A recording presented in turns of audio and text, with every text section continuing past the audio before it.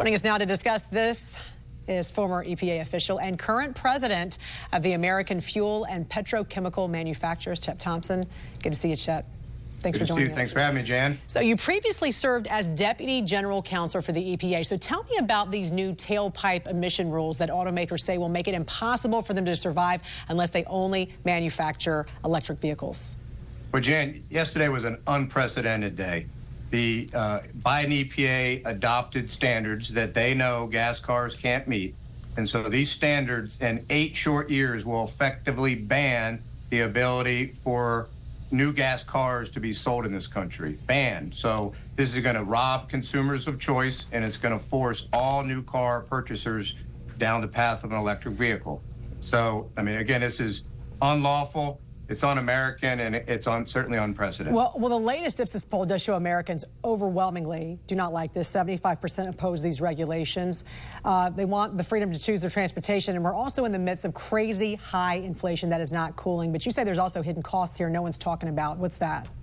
Well, listen, these rules are already raising prices for consumers. It's pricing consumers out of the new car market right now today, and it's only going to get worse.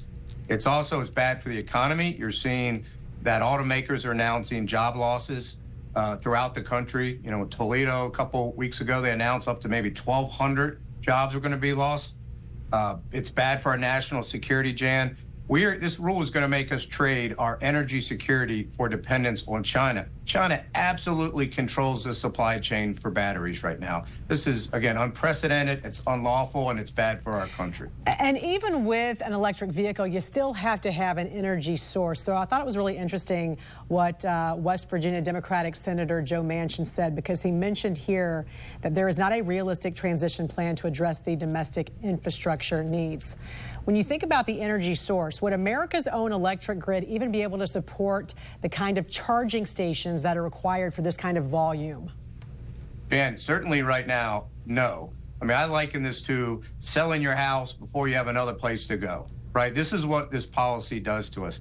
You know, according to auto dealers, they think we need about 3 million chargers in this country. That would require us to build and install 800 new chargers every single day of the week for the next 9 years to get to a place where we're even close, Jan.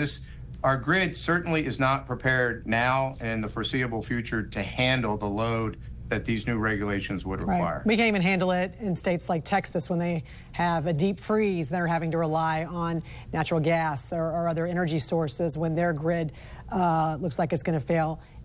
I'm curious, when you mention the security risks from enemy countries like China and Russia, what other kinds of national security risks do you see here as a result of this, and what solution do you propose?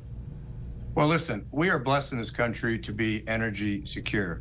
You know, we have the refining, we have the natural resources to provide our energy needs. We're providing the energy needs of many of our allies right now in very challenging times. And again, the fact that we would trade that away to be dependent on China is unconscionable. So what we propose is the way we've solved most of our country's problems throughout our history: ingenuity. We should let all fuels compete. We're making more renewable gasoline, renewable aviation fuel, renewable diesel. Let all technologies. EVs are great. We just don't want them to be mandated.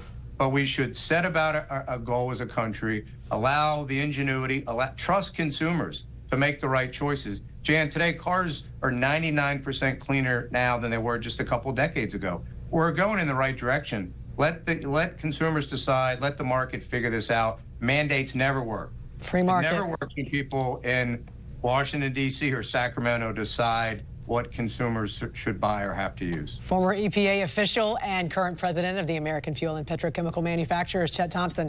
Great talking to you. Thanks for joining us.